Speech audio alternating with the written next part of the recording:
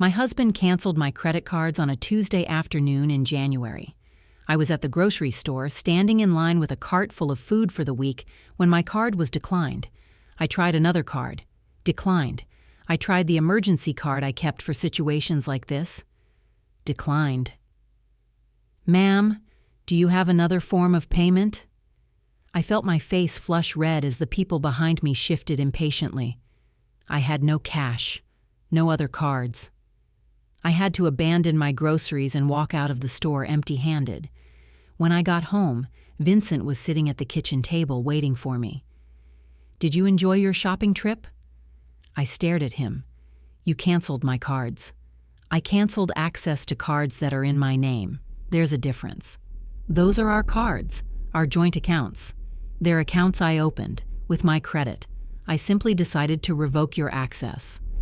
"Why?" He leaned back in his chair, that smug expression settling onto his face, the one I had learned to dread over 8 years of marriage. "To teach you responsibility. You've been spending recklessly, buying things we don't need. I've decided you need to learn the value of money." "I bought groceries, Vincent. School supplies for the kids. A birthday present for your mother." "All without consulting me. All without asking permission." "I don't need permission to buy groceries." "You do now." He slid an envelope across the table. "From now on, you'll receive a weekly allowance, cash only, $300 for household expenses. If you need more, you'll have to ask me and justify the expense." I looked at the envelope, at my husband, at the kitchen that suddenly felt like a prison. This is financial abuse. This is household management. I'm the provider. I make the decisions about how our money is spent. I work too. I contribute.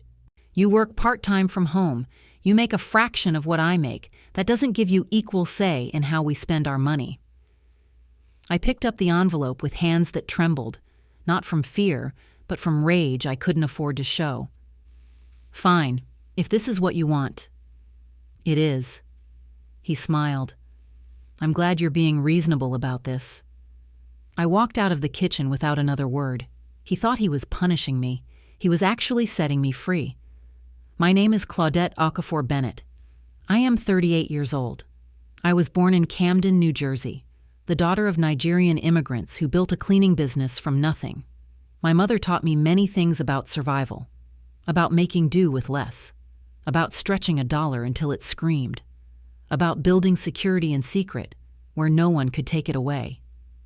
"Always have money they don't know about," she used to say. "Always have a way out they can't see. Because the moment someone controls your money, they control your life." I had married Vincent against her advice. She had seen something in him that I was too blinded by love to notice, a need for control that would eventually extend to every aspect of my existence. It had taken 8 years, but her prediction had finally come true. Now I would use everything she taught me to escape. The first month was about learning the system, $300 a week for a family of 4, me, Vincent, and our 2 daughters, ages 6 and 9. It wasn't impossible, but it required careful planning. I made spreadsheets, tracked every penny, learned which grocery stores had the best deals, clipped coupons, bought in bulk, cooked from scratch instead of buying prepared foods. Vincent checked my spending weekly. He wanted receipts for everything. He questioned purchases he didn't approve of. "Why did you spend $15 at the craft store?" "Sophia needed supplies for a school project." "You should have asked me first. It was due the next day. You were at work. Then you should have called." I learned to navigate his interrogations, to justify every purchase, to make him feel like he was in control. Meanwhile, I was learning something else: how to make money invisible. The secret started with small economies. I told Vincent groceries cost more than they actually did. He didn't shop. He had no idea that eggs were $3.49, not $4.99, that milk was $2.79, not $4, that bread was on sale for $1.50, not the $3 I reported. Every week I skimmed a little off the top, $20 here, $30 there, small amounts that wouldn't be noticed. I hid the cash in places Vincent would never look, inside a box of tampons under the bathroom sink, in the pocket of a winter coat at the back of my closet, taped to the underside of my desk drawer. The first month, I saved 127. It wasn't much, but it was mine.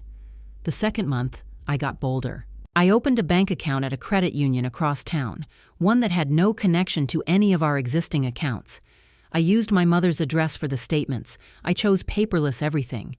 I started depositing my hidden cash weekly, small amounts that wouldn't trigger any reporting requirements. I also started building credit.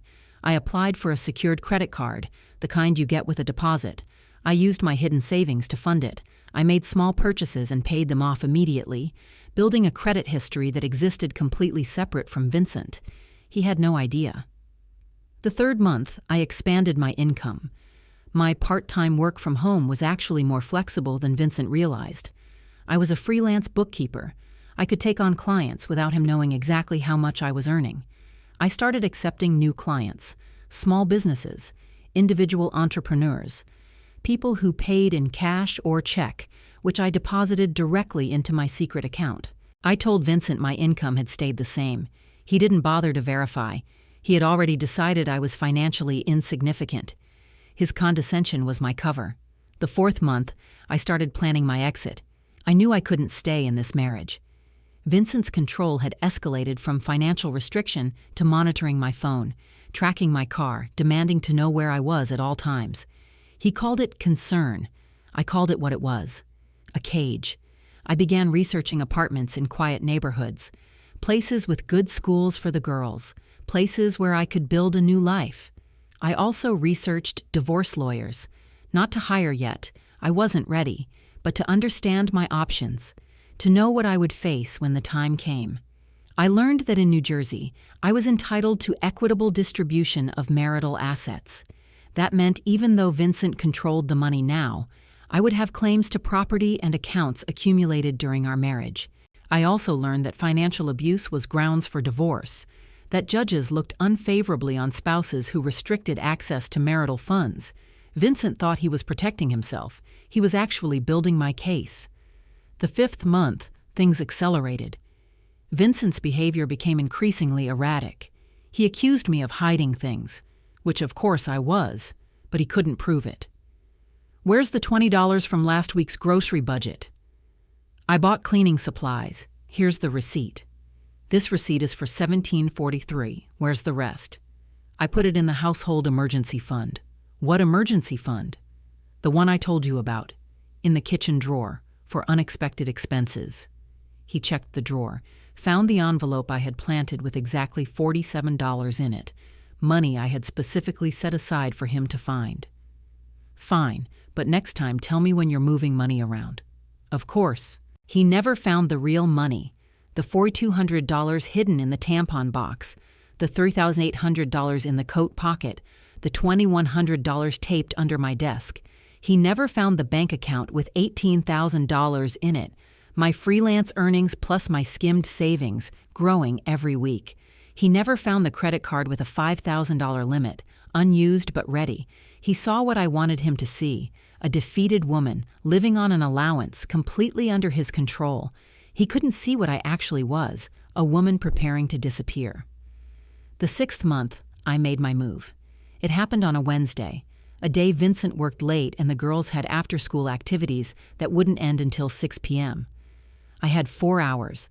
I had rented an apartment the week before, paying first and last month's rent in cash. The landlord had been understanding when I explained my situation. She was a woman who had left a controlling husband herself 20 years ago. "I've been where you are," she said. "Take all the time you need to move in." That Wednesday, I moved. I hired 2 men from a moving service, also paid in cash. They loaded my clothes, the girls' belongings, essential furniture from the children's rooms, and my personal documents into a small truck. I left everything that belonged to Vincent, everything that connected me to our shared life, everything that he could claim I had stolen. I left a note on the kitchen counter. "I'm leaving. The girls are with me and they're safe. You'll hear from my lawyer about custody and asset division. Don't try to find us." Then I drove to my new apartment, in a new neighborhood, in a new life. For the first time in 8 years, I could breathe. Vincent's reaction was predictable. First came the calls, dozens of them. I didn't answer. Then came the texts. angry, threatening, then pleading, then angry again. I documented everything but didn't respond. Then came the tracking. He tried to find me through our shared phone plan.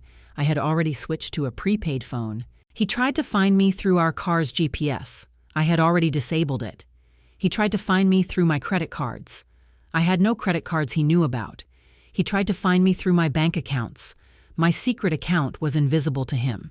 He tried to find me through my work. My clients didn't know where I lived. For 2 weeks, Vincent searched. He called my mother, who claimed not to know where I was.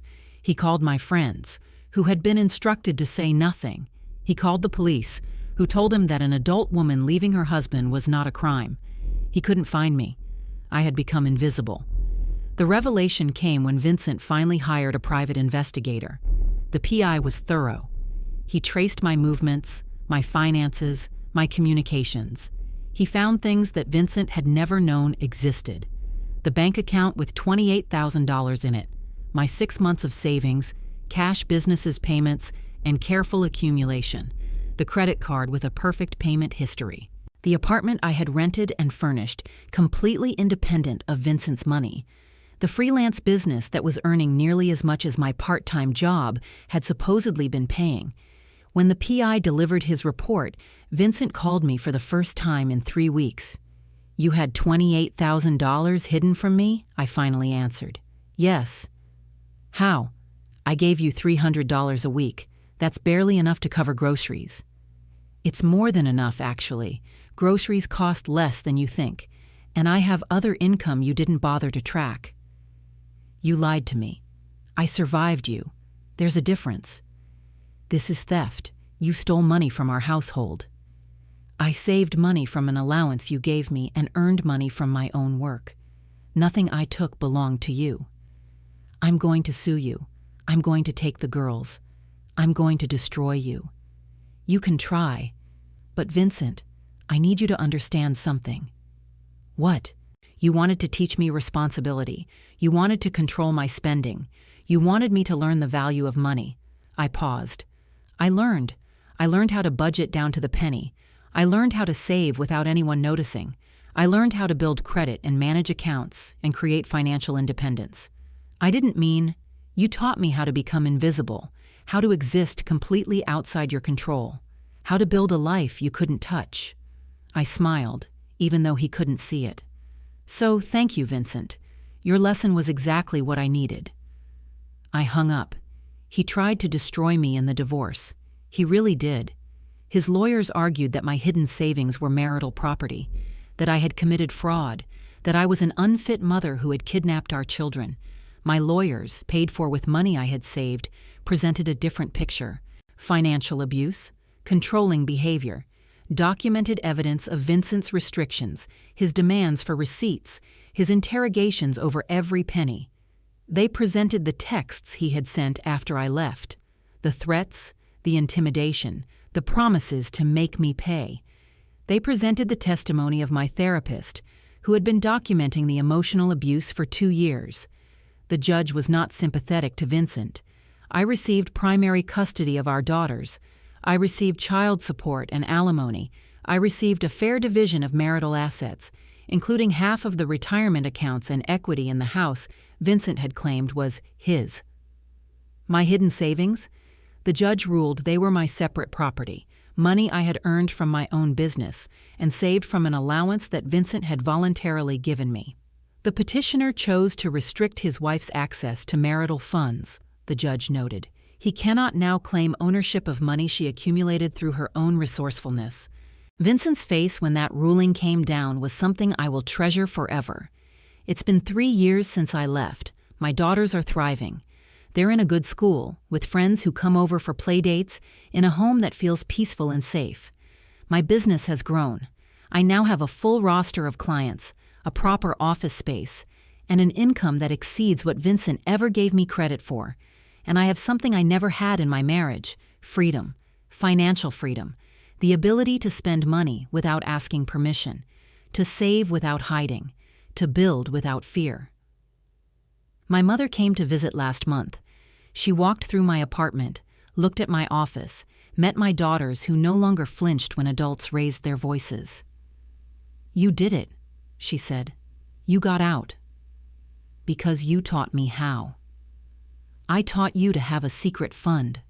You built an entire secret life." I had to. He didn't leave me any other choice. She hugged me tight. "I'm proud of you, baby, not because you escaped, but because you did it without losing yourself, without becoming bitter, without letting him win, even in the leaving." He thought he was punishing me. And instead, he taught me everything I needed to know to leave him. Budget, save, track, plan.